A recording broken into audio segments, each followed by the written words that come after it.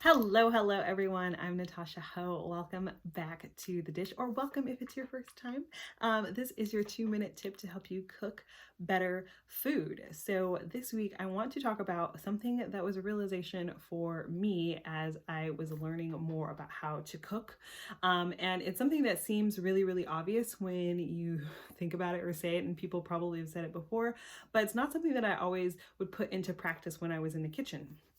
And that is that people eat with their eyes first. First and foremost, doesn't matter how much effort you put into that meal and layering flavors together and adding sauces or, cultivating flavor through slow cooking and all of this, nobody's going to experience that if the food itself doesn't look appealing, or if ingredients that a person doesn't like are the first thing that they see, they're not going to get a chance to actually experience the deliciousness and all the effort you put into that meal.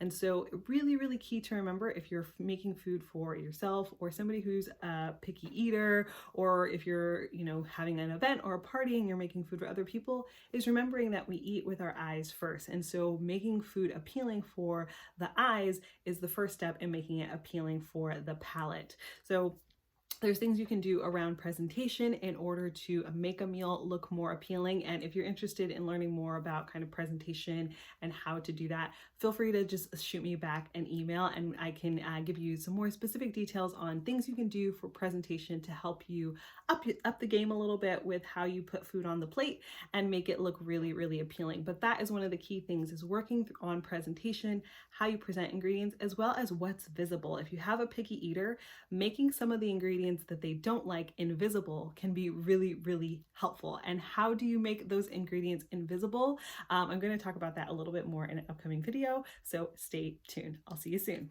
Bye.